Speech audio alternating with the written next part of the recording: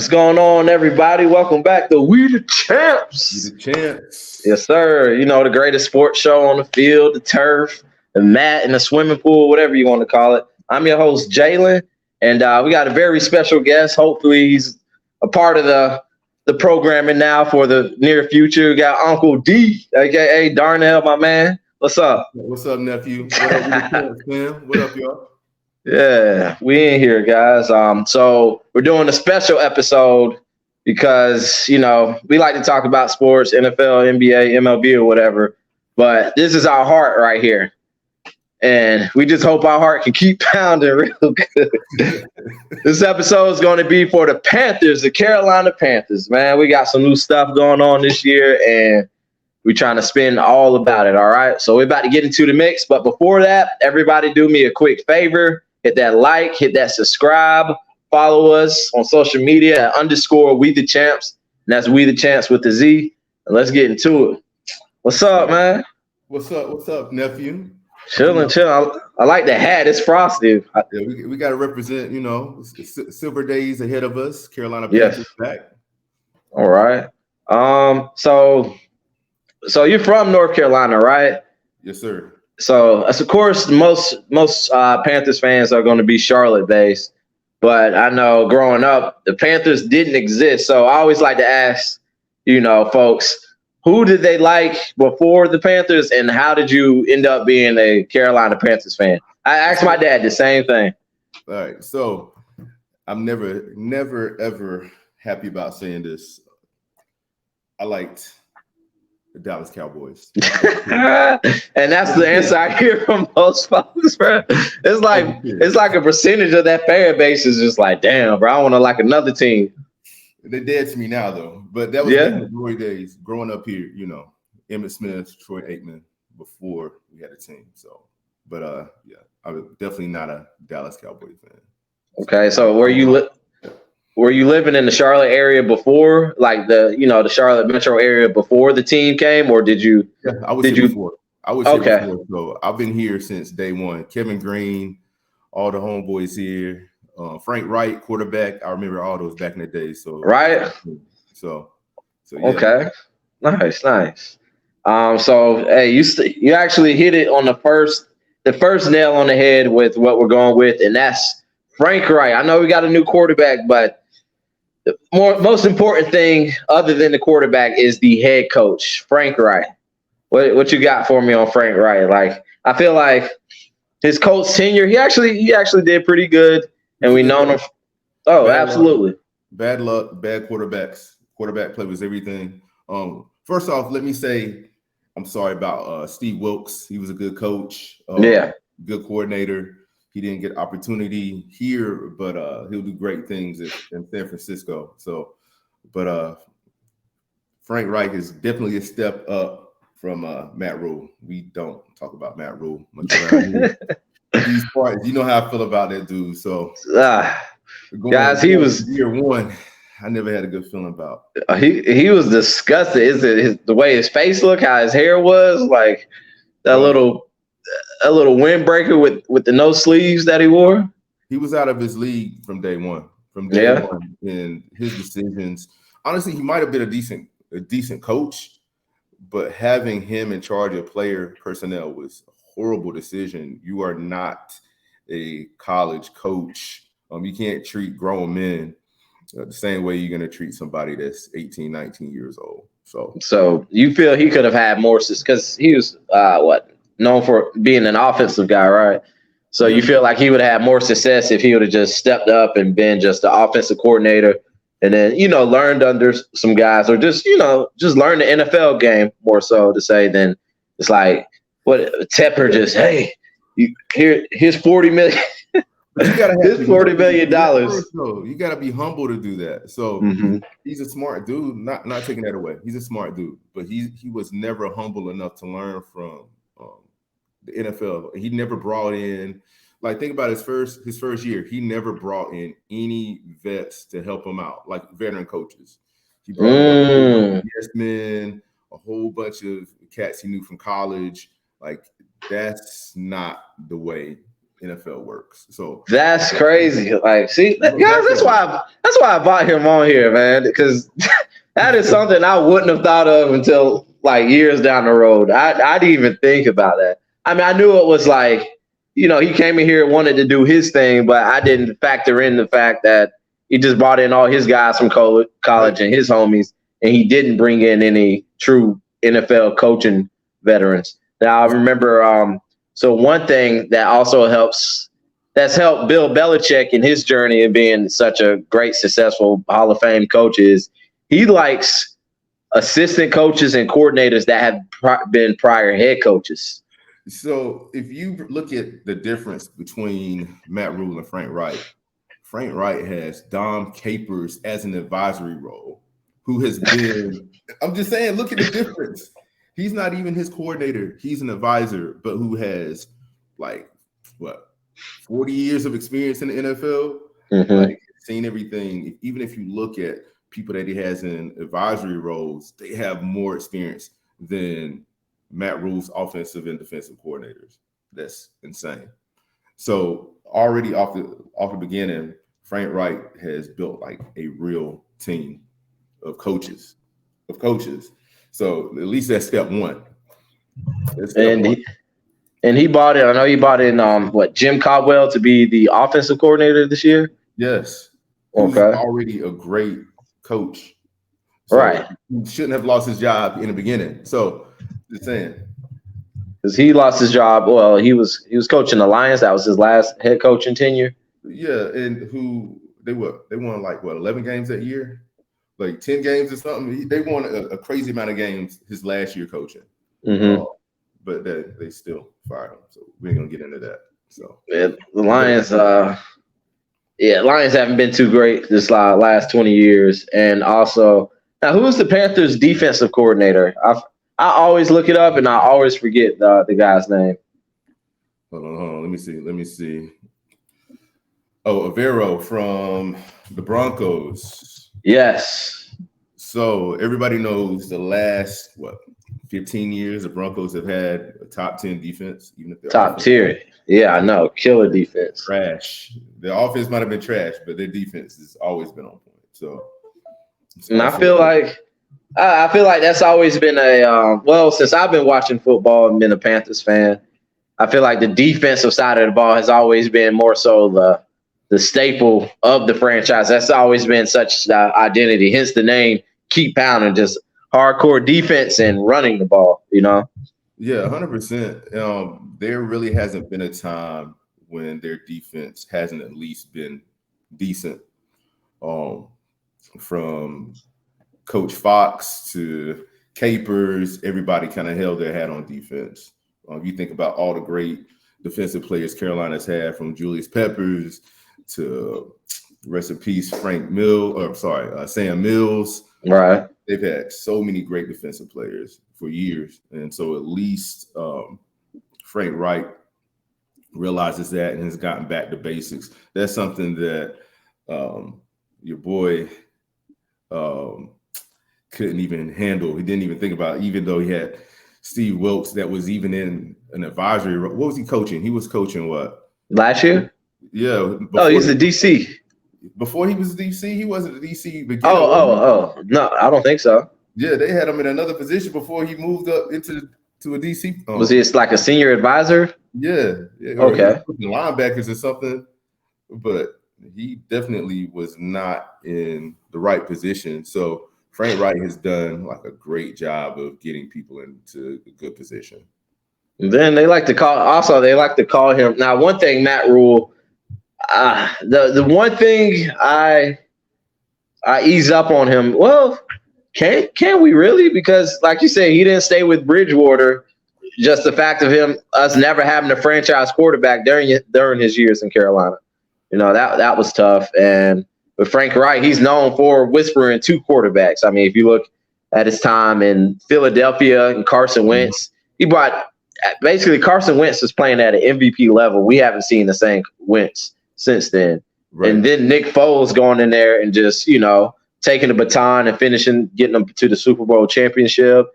He had Andrew Luck for a couple seasons. Yeah. And then Phillip Rivers, and then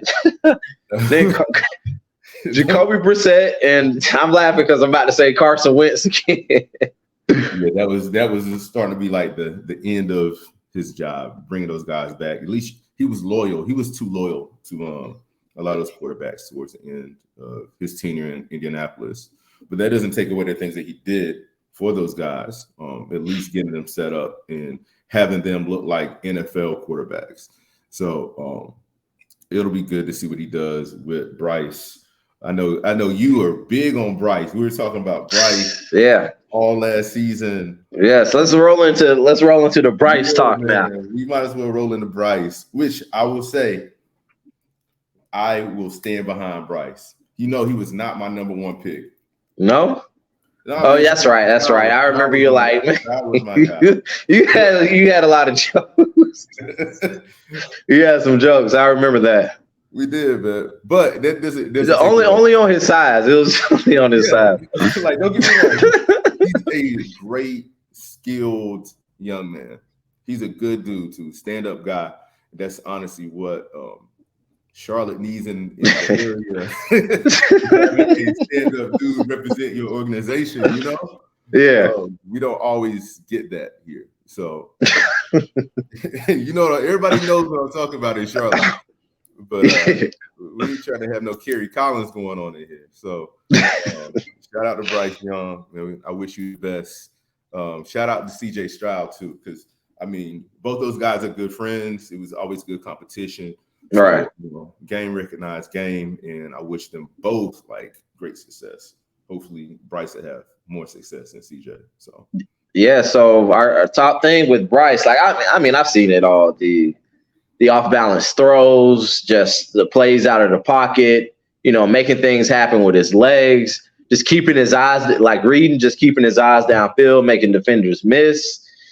He's the package, man. I believe he could have, he can play now and throw for 300 yards, 2 touchdowns, maybe an interception. I feel like he left Alabama with all the tools.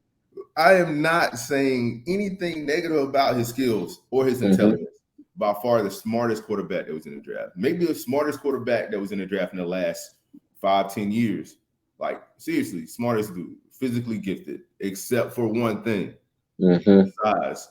So as long as our offensive line takes care of him, and they did a good job over revamping that line over the last 2 years. So not being the worst offensive line in the league like we had before, to at least get Bryce a fighting shot, and he can move around in the pocket. He can do his thing, use his legs better than everybody else assumed coming into the league. But he's a smart, gifted quarterback. I just hate seeing somebody that's that small when you have Myles Garrett staring you down, trying to power drive you each game. So that's the main thing for me. Okay.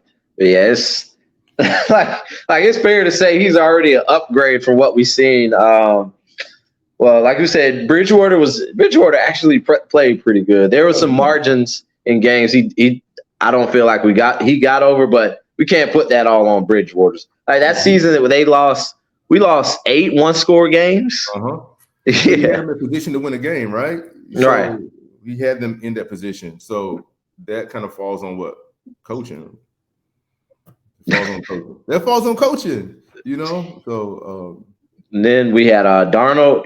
There was some hype about Darnold, but it was still hard to be excited about Sam Darnold coming. I watched film on him. He had the tools, strong guy, fast. His body was just a lesser Josh Allen, but it's.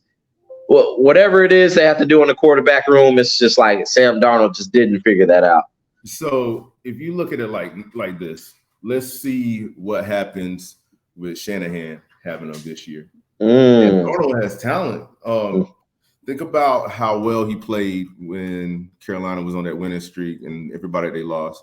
I'm glad they went out and drafted Young, but if they would have had Sam Darnold this year, they should have still been able to win at least 8 games. Right. Sam Darnold I'm not saying he's a great quarterback, but if I had him on my team as a backup with a good coordinator, like, should be able to win some games. Yeah, you can definitely make some things happen, especially if you get a lead. If you don't have the guy playing from behind, then there's definitely a lot of optimism there. Yeah. So I mean, he did his thing, man. I was really surprised that Carolina didn't even make a drive to bring him back as a backup. Surprised. So. Well, they got Red Rocket now. yeah, man. Shout out to Andy Dalton. Big Boy Scout back there. Hopefully he can show Bryce a few things. It's good to have that. And from what I know, I haven't heard anything bad about Andy Dalton. So he seems to be a good guy. Right? He's a professional. He does his thing, right? Like he's gonna come here to do what he's supposed to do, And then we have my the other quarterback is my birthday twin. Who I had Matt Corral? Nah, the other one in the quarterback carousel over the last few seasons, Baker. Oh my goodness. Dude. Baker. I had so much faith. I was so optimistic. Right? When I learned him and I had the same birthday. And I'm like, you know what? Maybe Cleveland's just too much for him. Just get a fresh new start. Like Carolina, it seemed like such the right place for him, and he played so bad. Bruh, that was the craziest decline for a quarterback that we've seen in the last few years. Immense. Like I couldn't believe it. I couldn't believe it. Everybody, so what? He took Cleveland to the playoffs and won a game for the first time in 20 years or something ever. Ridiculous.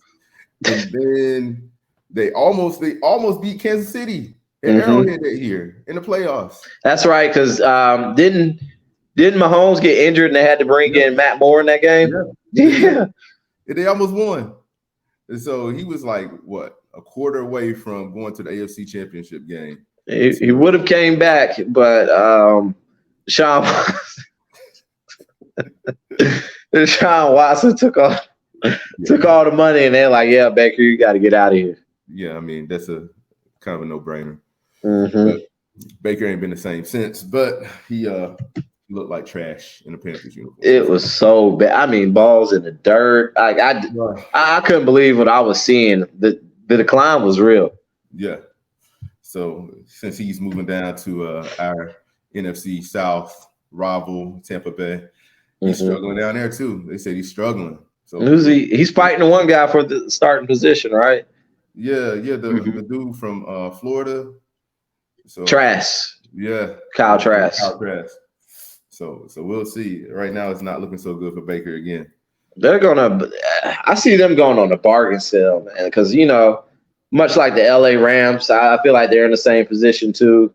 Just, they bought in so many veterans, so many big contracts, guys getting injured. And it's like, what are the true expectations for them this year? Let's just sell what we got, keep one or two dudes, and get some high draft picks. So, yeah, you can shoot for that number one. They got so many good quarterbacks coming out next year. So, I mean, that's good for us if we don't have to worry about them at all. So, not really worried about Tampa Bay this year in that division. So, switching on from these trash quarterbacks that we had.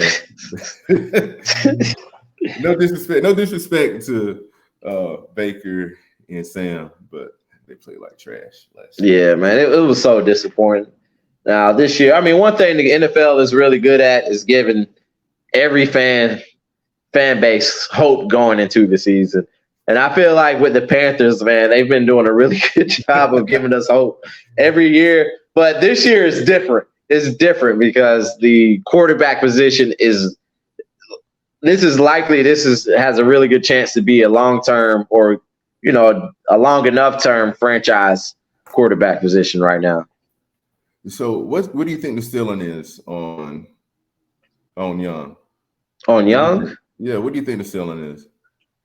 Like compare him to another player, maybe? Yeah, what do you compare him to? I mean, first one that comes to mind is Drew Brees, really. Yeah. Drew Brees. Even Drew was bigger than him, though, man. Yeah, I know. No, but okay. So Drew Brees, best case scenario, Drew Brees, and honestly, I think Tua is the worst case scenario. Tua is the worst case scenario because Tua is a beast. Yeah, Tua is a beast. Tua is a beast if he can stand upright. That's the only thing that really worries me about Bryce.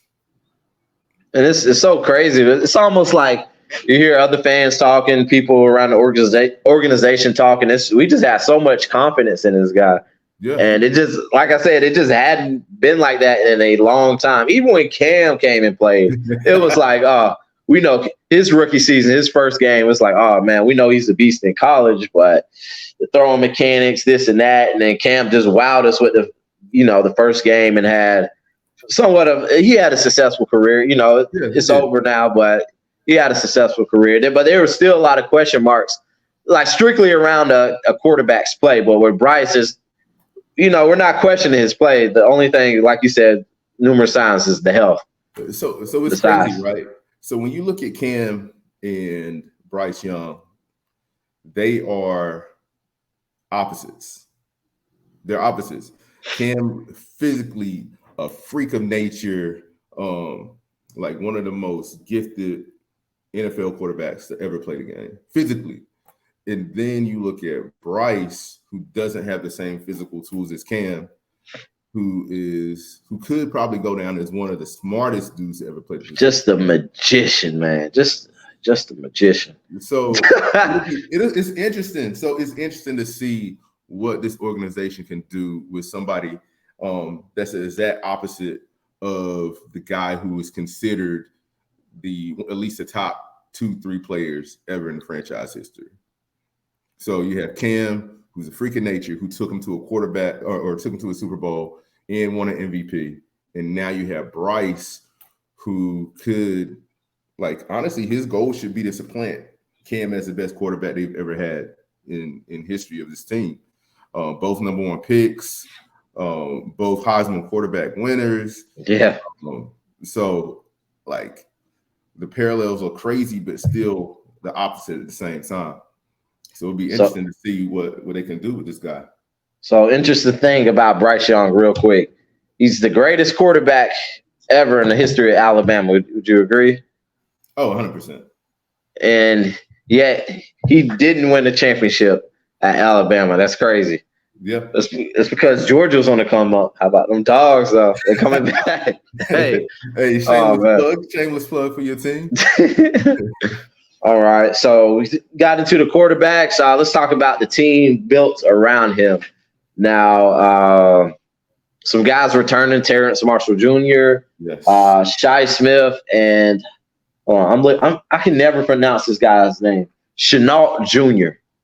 Yes. And the receivers they brought in, DJ Chark and DJ Chark, Adam Thielen, and Hayden Hurst. So I like that they didn't bring in any top tier or A-list guys, but they brought in a lot of veteran, short-handed people. DJ Chark. What's that? They're consistent though, right? Yeah, consistent guys. Big Pen's consistent, or Thielen's consistent. Those guys are solid veteran players. So and we have, so they normally they go out and they break the bank on some players that end up costing them a lot in the long term, but they actually played it smart. So right. I mean, I say it's like they loaded up on a bunch of B graded guys. You have Thielen, route technician. He was the top receiver in Minnesota. He dealt with some injuries, and then Justin Jefferson emerged. And I feel like that could have taken away some targets from him. But I can definitely see DJ Chark and Thielen being 1,000-yard receivers or 1,000-yard, 900 yards. Right at that mark. Yep. Good for Bryce. And Hayden Hurst. He's a do-it-all tight end. So it's the first time we've had a tight end who can actually catch the ball in years since my man's retired. Since Greg. Yeah. That's the first time we've actually had a tight end. We got some guys that can kind of run. I mean, Ian Thomas, Tommy Tremble. Yeah. No, we've seen a lot. We've seen enough of those guys, even though they bring. But Hayden Hurst, like you said, a guy that can catch, can block too. Just a good football player. No, this is what we're bringing in: good football players on the offensive side of the ball. So you got some guys that can block. Even Sanders can catch out of the backfield. Like Sanders actually built this team makes sense. That's the difference? That's the difference on the Matt Rule regime, right? Right. The team makes sense around a quarterback. So I really like the addition of Miles Sanders, like you mentioned, and like you said, they brought in guys that can play good football, and none of them are going to have like that lingering over your head, like, damn, how do we get rid of this contract? Going forward, it gave Miles Sanders a fair contract. I mean, I know the whole running back thing is like, but they did enough to keep Miles Sanders happy. What'd you say? I was going to say you're going to either pay him or Christian McCaffrey. Look at Christian McCaffrey's contract. That didn't pay well. So Miles Sanders' contract is fair. Shout out to Christian McCaffrey, one of the top running backs in the league. But why pay Christian when you can spread that money out and actually build your team? Think about how much better they look as a team since they made that trade. So much better. They spread out. So actually making sense. Now, you feel like they're going to be more run heavy or pass heavy? I say pass heavy. You got a Frank Reich led team. That's a pass heavy team. So still they'll be able to lean on their running backs, but I bet he's going to end up. I think Sanders is a catching running back. So short passing game. Thielen, short passing game. You brought in Hurst, short passing game. Those are guys that can actually run after the catch. So they get that yak. And then Chark, he's a good guy, but that's your guy that's going to stretch the field right there. And what's the rookie that they brought in? Oh, Jonathan Mingo. Yeah, big guy. Is known for yards at the catch. Physical wide receiver. You said he hasn't had a great camp, but still, you look at people like that, you compare him to greatest Panther of all time. To me, Steve Smith, yard after catch, that's the number one guy to me. That's a yard after catch guy. That's what they need. They need a physical wide receiver, and hopefully he can slide into that role for this team. Right. Now, as far as keeping Bryce upright, do you have anything interesting you see or heard about the offensive line? So their offensive line last year played better after each week, right? You had a lot of young guys. Your right tackle was a rookie last year, and he got better each week. So they actually did it right. So if you look at all the top teams, they build their offensive line first, and then they draft the quarterback. So that's the only way it's going to work for this team. So they're rated in the top half of the league coming into the season. I think center is probably the only position that's a question mark for them this year. But other than that, their tackles are good. Their offensive line looks good so far. Let's knock on wood, as long as there's no crazy injuries. Yes, that's one huge thing. Injuries are all over the field. However, injuries on the offensive line are freaking detrimental. I feel like the healthier the offensive line, the better. That's the case. Yeah. That's the case with any position group, but especially with the offensive line. Like we seen, who was it? Was the Kansas City Chiefs? Their offensive line was battered going into that Super Bowl, and the Bucs Mahomes didn't have any time. And a lot of times you can't really grade. A lot of folks don't pay attention to offensive line play, but in that Super Bowl, it was right there. Like, oh my gosh, they're being exposed. The left tackle, I can never pronounce his name. Ike Ekwonu. Yeah. I always see him, and I can never pronounce his name right. And then we have what's up? I was gonna say Ike played better each week. each week last season. He got better and better each week. And we have the right tackle, Taylor Moton. I don't know too much about him. No, I don't know much about Taylor. But everything that I've read about all these guys have been that they're solid NFL players.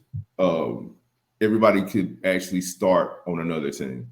It's probably the first time in the last 10 years that we've actually had an offensive line since their Super Bowl run where you have solid NFL players on that line. Oh, yeah. Now I'm curious to see.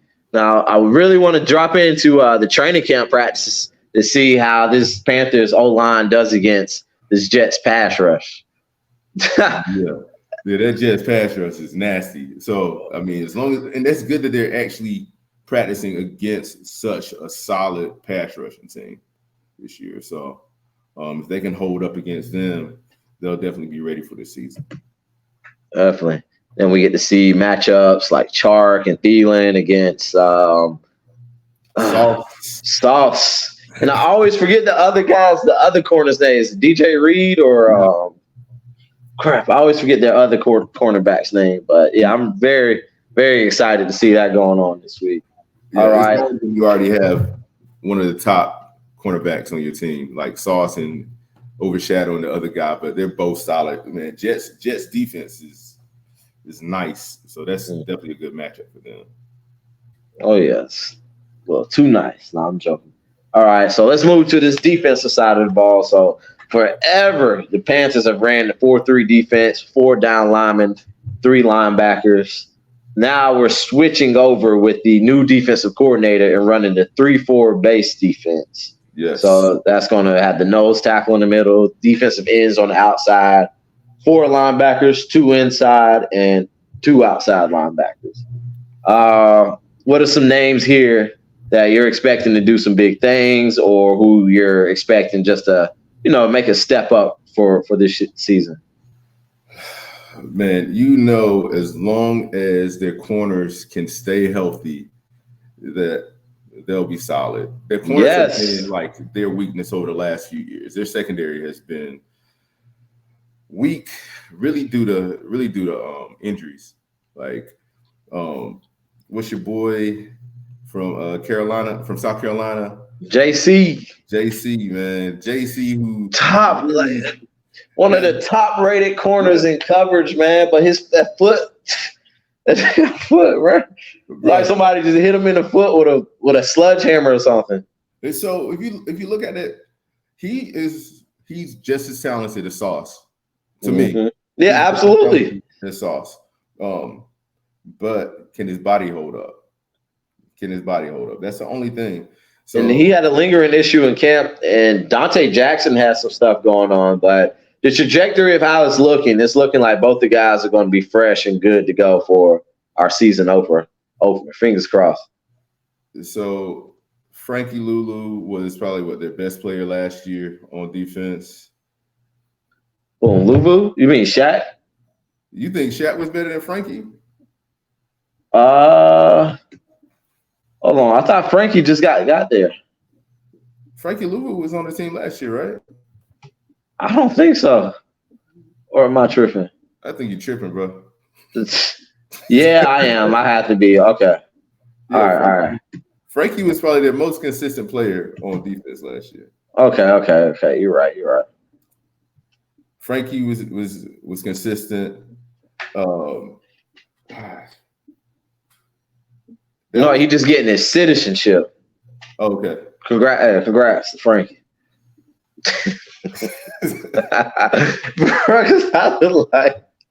I keep watching this stuff and I see him. Yeah. I drew a blank right there. My bad.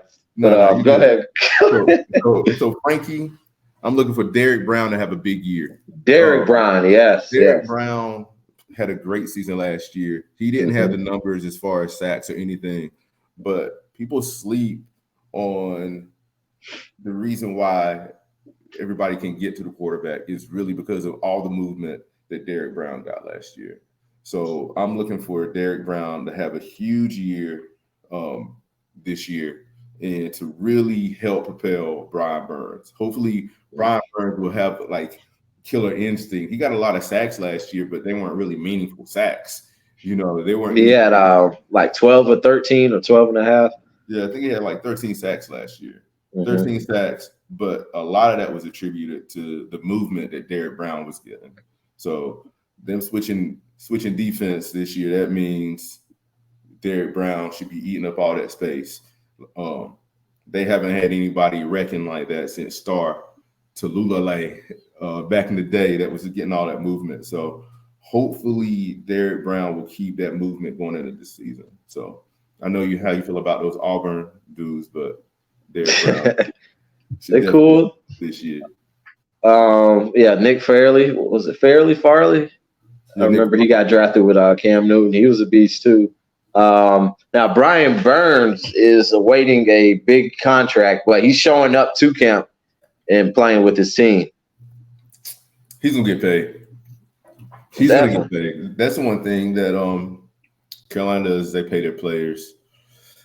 It's a little bit different with Tepper. We're not really gonna talk about ownership right now, but Tepper pays his players. So shout out to Brian Burns. I hope he gets what he deserves. Spider-Man. Yeah. It's more like not Peter Parker, Miles Morales. Spider-Man. But Brian Burns should get paid. I mean, he's been solid. He has big numbers each year.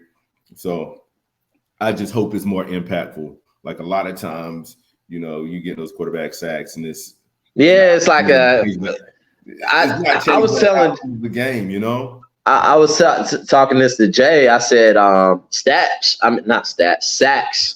is an overrated stat, you know. A sack can just happen. You know what I mean? Like a tackle, anything can be overrated, but you got to go earn a tackle. I mean, you have to earn a sack too. Yeah. But a sack can just happen. You know what I mean? It could be the end of the game. It could be a garbage time. You could get 2 or 3 garbage time sacks in a row. I would say 4 to 5 of his sacks last year were like, okay, yeah, you got a sack. They had no outcome on the game.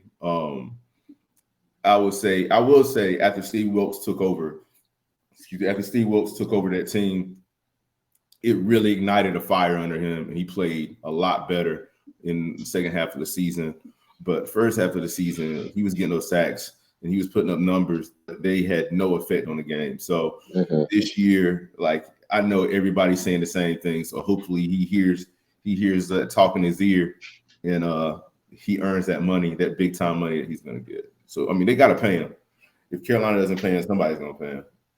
Oh, absolutely. Yeah, so he's waiting to get paid.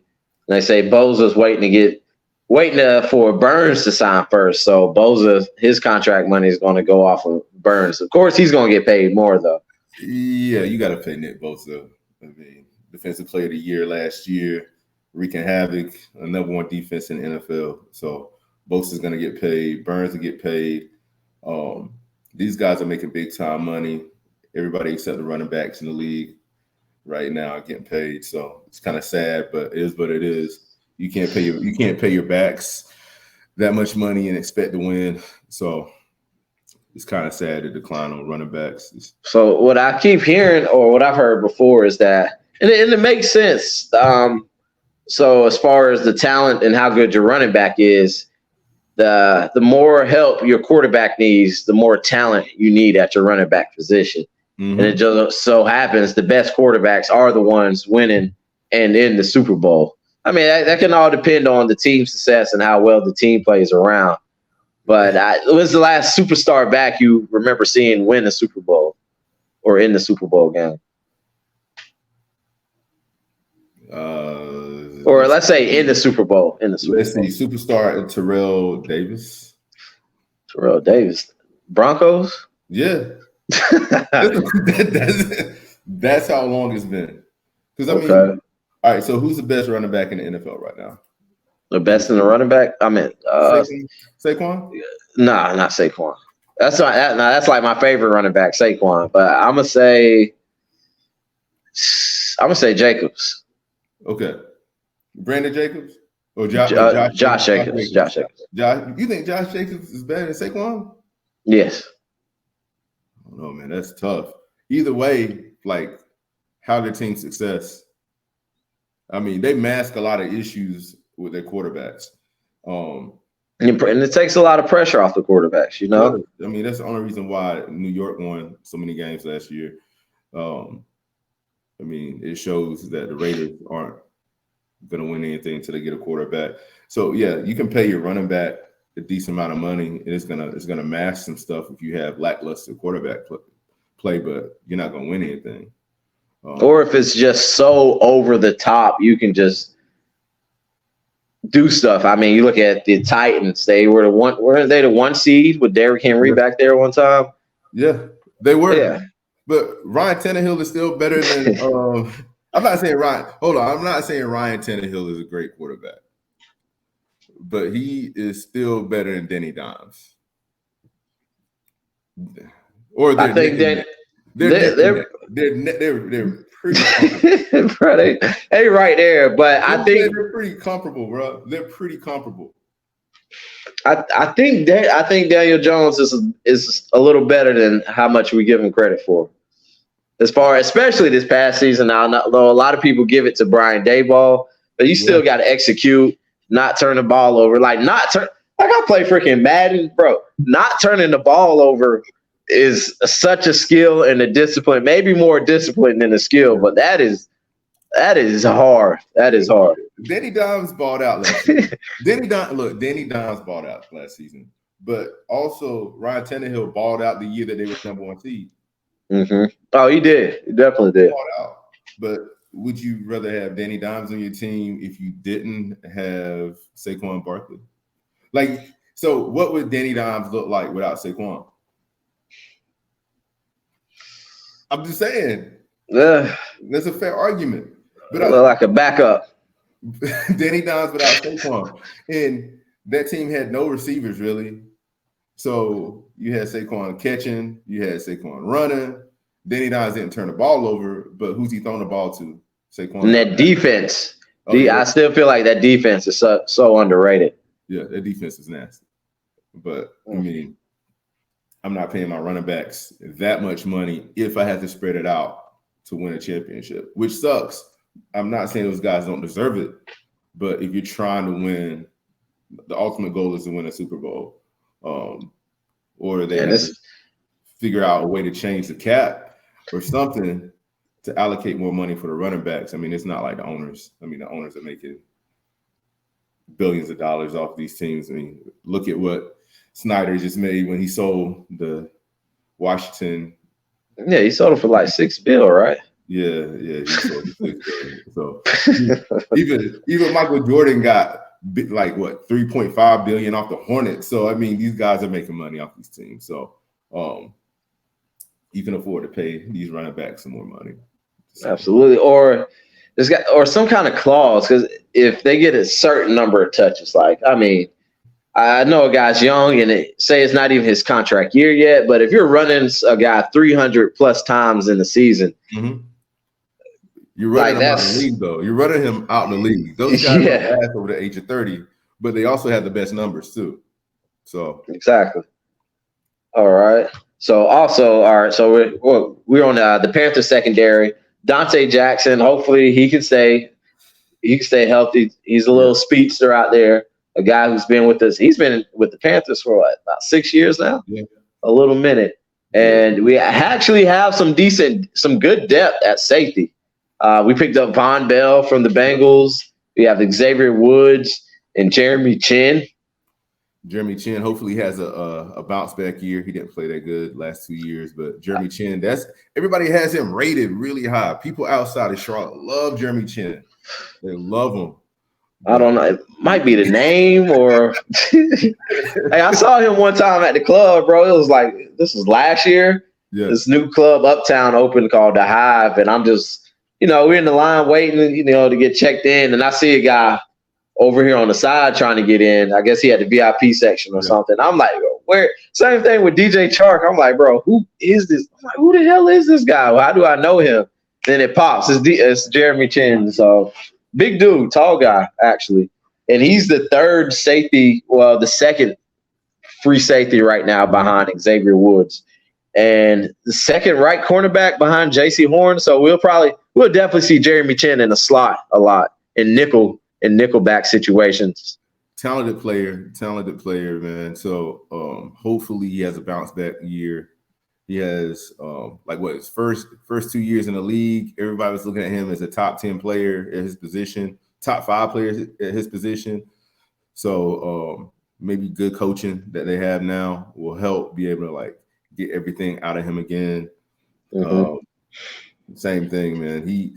Between him and J.C. Horn, their secondary, sky's the limit, and Bell.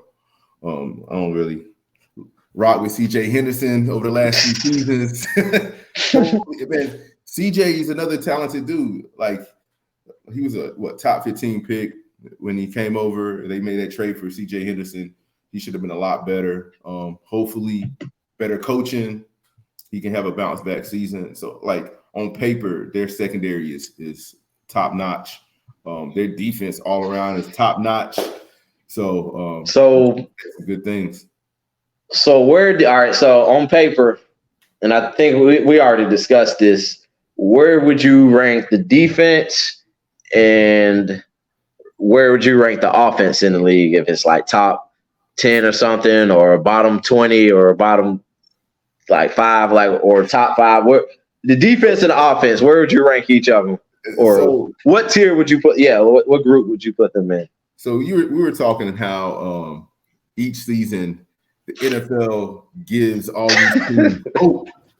Hey, bro, they been giving us hope, bro. Because I'm bro, I can see, all right, go ahead, yeah.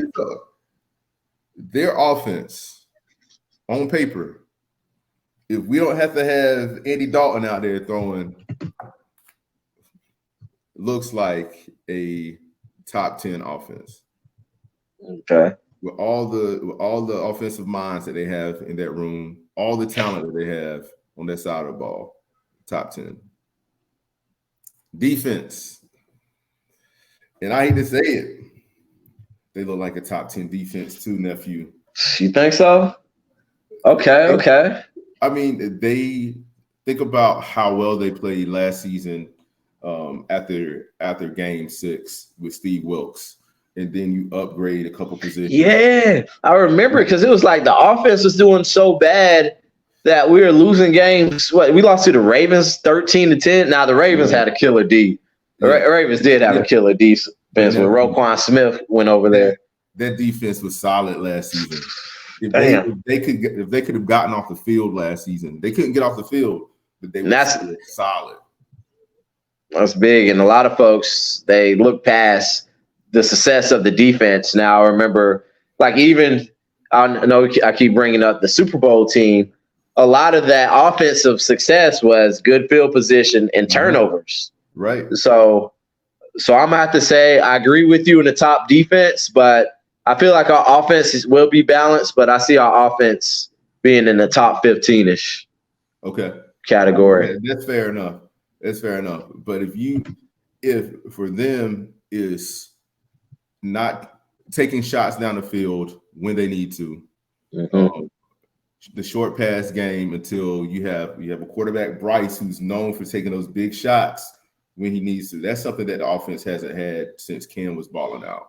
Yeah, and it's like you said, when he needs to. Now I know Alabama, he playing around talented guys, and he actually didn't have the best receiving core in Alabama's history. I think the best guy he had was Jamison Williams. Yep. And I mean, you look at all the guys before him. Tua and Mac Jones had hitters, bro. Mac Jones had hitters, bro. God, bro. Mac Jones had everybody, bro. Yeah. Goodness gracious. Team out there. Mac Jones had those dogs. Oh my!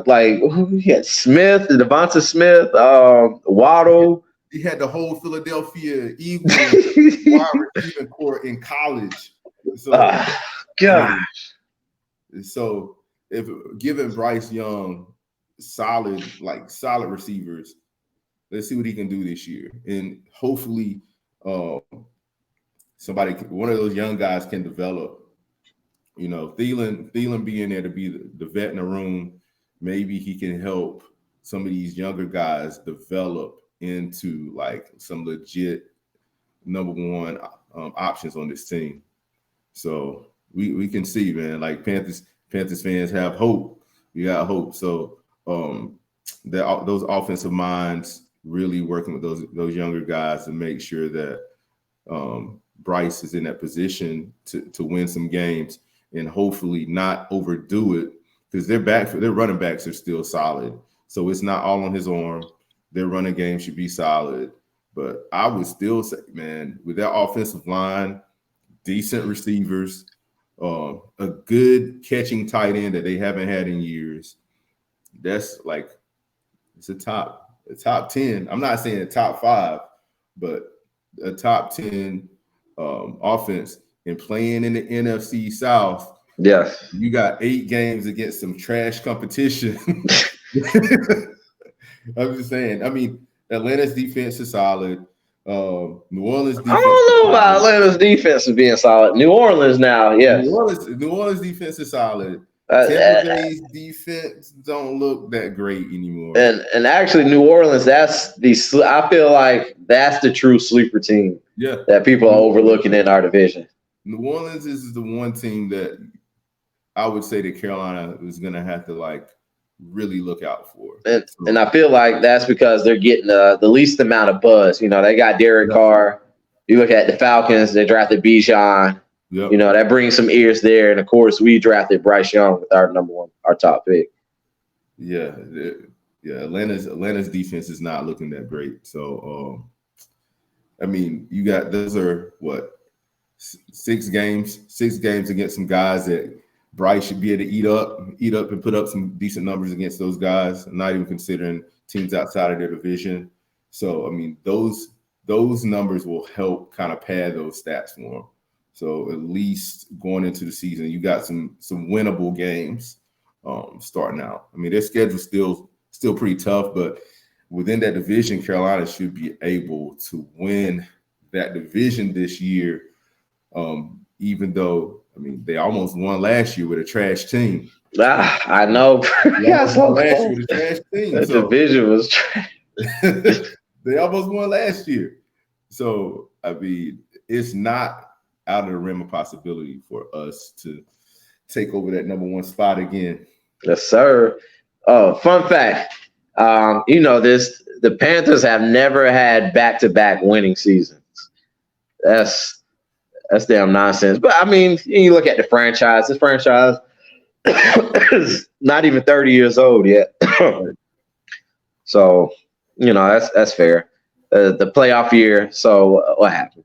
The playoff year before the Super Bowl, we were 7-8-1, won the division. Bro. Yeah, that's crazy. That's crazy. Mm-hmm.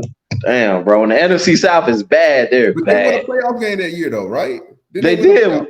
We beat the Cardinals, but I remember Carson Palmer went down. They didn't have a quarterback, so I give them that. But man, bump that. We beat the hell out. Yeah, we still won a playoff game that season. So. But that really showed, and I think it's a big thing to look at, especially with like teams like the Lions. No, how you finish at the end of the season. Just look at how that finished at the end of that season, because we were blowing teams out. I remember playing the Saints and the Falcons. We blew them out. So correlating that to the Lions, who the Lions actually played the Chiefs the first opening game of the season. I'm excited to see that one.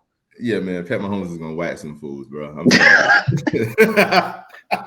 Oh, is it in Detroit or Kansas City? Man, it don't matter where it's at, man. Pat Mahomes gonna whack some dudes, bro. Shout out Pat Mahomes, man. I'm sorry. Look, we can talk about it all day, but this is probably the last thing I'll say about a team that's not Carolina. Pat Mahomes is already top 5 quarterback all time. And look, I've been fussing with Jay. Jay finally gave in to me, but I was saying this, I think, before the season before last. Yeah. I said, Pat Mahomes already Hall of Fame, bro. And he's like, oh, y'all need to chill. Y'all need to relax on that. I'm like, bro, what else he got to do? He's like, let's see some longevity. Let's see what else he can do. Yo, how is he? Everybody loves Aaron Rodgers. Mm-hmm. Pat Mahomes' career is already better than Aaron Rodgers' career. And I tell Jay, I was like, tell me how many quarterbacks, and this is before he won the Super Bowl. I was like, tell me how many quarterbacks have 2 MVPs and the Super Bowl. And now he has 2 MVPs and 2 Super Bowls. It's like, bro, you got to put him in Hall of Fame already, bro. He'll get one more before his career is over, at least. Mm-hmm. At least one more. I mean, there's a lot of great quarterbacks, but I mean, it's hard to argue against him. I mean, Joe Burrow's. There's some great quarterbacks in the league right now, but it's hard to put anybody over Pat Mahomes. Like, physically gifted, runs when he needs to, plays big in big games. Like, you trade out anybody on his offense the same way that Tom Brady would do. You switch out people. He won a Super Bowl with Juju Smith-Schuster as his number 1 receiver. Yes. Come on now. Like, Juju's like a number 2.5 at this point. Shout out to Juju Smith. He's a beast on Call of Duty, but still, I mean, he's that dude. Like, now, respect, dude. Like, my pops is always trying to give me smoke on Pat Mahomes, like, why he's overrated. But I know, man. It's like, man, you can't even. It's like you can't even old head this one. That's what we call it. We call it old head tactics, bro. Y'all try to not. Look, hey, bro, they try to knock all the new school stuff out of here. Look, I'm older than you by a little ways now. But my eyes ain't fooling me. I can see talent, and I can represent somebody that's a professional that wins, that brings it every game.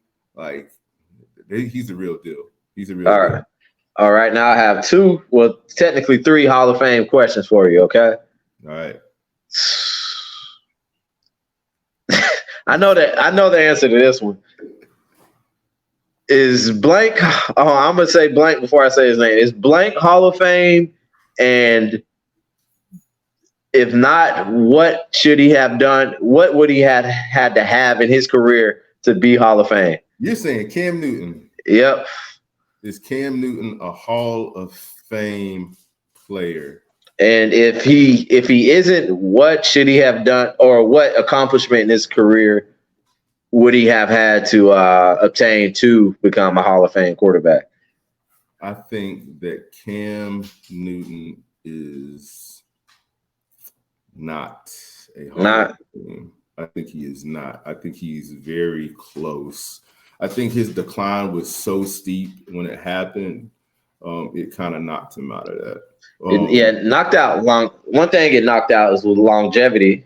Right. You know, the rushing statistics, you know, he bossed those up, rushing yards, and he has the most rushing touchdowns for a quarterback still. Mm-hmm. But I mean, we got guys that are going to eclipse that now.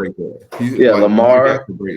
If Fields stays, you know, a lot of guys, Josh Allen, Hurts, you know, guys are going to eclipse that. Now, he was a prototype for that. So, I mean, I will say this: if Cam got in, he might be a third ballot, right? Oh, definitely. I could see him getting voted in. Nothing against the guy. Great skill player, like freak of nature. Now, if he won that Super Bowl, do you think he would have been in? That's crazy, right? That's what I say. I'm like, if he won, because he has the MVP, he has, you know, Pro Bowls, dominant seasons. Yep. If he would have won that Super Bowl, definitely, I feel like. Craziest thing, if you look at it like this, he was one play, because he had a terrible fumble in the beginning of the game. He was one play away from being a Hall of Fame quarterback. Damn. Hey, bro, that's like crazy. That hurts. He's one play away from being a Hall of Fame quarterback. And the way he played in that Super Bowl goes a long way too. Like that was one of his worst games of that season. Yeah, but 15-1. Went 15-1, but in the biggest game of your career, like he looked like a shell of himself. I'd say he was making some good looks, but there weren't that many good looks, and he didn't have a lot of time.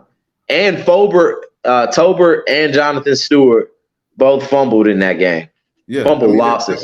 Their offense played like trash, but as a leader of men, as a quarterback, you're supposed to be able to settle your team. Like, so that drive, it's like they should have scored on that last drive, man. It's like, y'all, we got to get the CD. They didn't play last year. Your namesake in the yes, Super sir. Bowl. Hurts. So Hurts lost that Super Bowl, right? But nobody's blaming him for that loss. Mm-hmm. Nobody's blaming him for that loss. And he didn't get any time when they had to. Technically, they had the ball last, but they didn't really have the ball last. Right. You know. So that wasn't his fault for losing that game. So say 15 years from now, and Jalen Hurts has the same numbers as Cam, like, and if you look at a Super Bowl play, you would be more inclined to put Jalen Hurts in the Hall of Fame because in his biggest game of his NFL career, he balled out. Even if he lost, he still balled out. He balled out, and his name is Jalen. All right. Extra points. I got another Hall of Fame question for you. My dad texted me this one last week. Eli Manning and Phillip Rivers. Phillip Rivers, no. Phillip Rivers, no. Let me go to Phillip Rivers first. All right. So the thing with them, they're both missing what each other has. Mm-hmm. They are. How many times did Phillip Rivers go to the playoffs and play like trash? But in the regular season, he put up big time numbers, right? Regular season, big time numbers. But yeah, hitters, man. Floyd, Jackson, Gates, LT. I mean, goodness gracious. His whole career, he had a squad, good coaching. You were playing in on a field where you didn't really have to worry about weather. That wasn't an issue out there. Like, he had never really had like adversity, right? Playing in San Diego, like their field was always on point. You look at Eli, who plays in New York, who might not have had the best regular season numbers, but at least he was still playing in cold weather, playing in a tough division every year. Every year it was tough. And he beat Tom Brady twice. And the first one was that's probably, for me, that's probably the most memorable Super Bowl ever. And the fact that it was such a low scoring game, and that's one of the most that's the most memorable Super Bowl in my life that I remember watching. And it's such a low scoring game. And the fact that you can't even tell the history of football without talking about Eli Manning in that game. 100%. And he did it twice. And how many quarterbacks have 2 Super Bowls? Exactly. It's hard for me. Like, I'm not a big like Eli Manning fan or anything like that. But he has what? How many Pro Bowls? At least 4 Pro Bowls. Yeah, he has a few. At least 4 Pro Bowls. His numbers, only thing that holds him down is his interceptions. Interceptions are trash. But I mean, because he was slinging the ball, he put up yards. His yards were great. He had a lot of touchdowns. He just threw a bunch of interceptions. Brett Favre threw a bunch of interceptions too, but he only got 1 Super Bowl. He's in the Hall of Fame. Just saying. In the Super Bowl, would you rather have Brett Favre or Eli Manning? Hey, look, that's like people are gonna feel like that is like a taboo question. It's a real question. That's like a taboo. No, I feel you. But folks are going to be like, that's a damn taboo question, man. But the majority are going to say Eli Manning. Yeah. So if Brett Favre, who put up crazy numbers, is a strictly, you can just say post. Who would you rather have in the postseason? Oh man, Eli. I mean, and I am not a New York Giants fan at all, but Eli Manning, like, he earned that. He earned that title. He has what? How many Super Bowls does Peyton have? Peyton lost 2. Peyton went 2-2. in the Super Bowl. The same amount of rings as Peyton. And one of those rings, Peyton really ain't have to do with. I know that wasn't his, man. Yeah, I mean, he did what he was supposed to do. You respect it, but it's like, I'm sorry. That was that defense, bro. Come on now, for real. So Peyton's got 2 rings. One of those he really didn't have much to do with the outcome, right? Eli has 2 rings. He had everything to do with the outcome. You got to put him in. All right. Okay, man. So we about out of time, Uncle D. So I have one more question for you. All right. Win total for the Carolina Panthers. How many wins are you giving the Panthers for this season? I'm giving them 9 wins. 9 wins? I'm right there with you. 9. Okay. You're on the same page. All right. I don't know. 9 win season.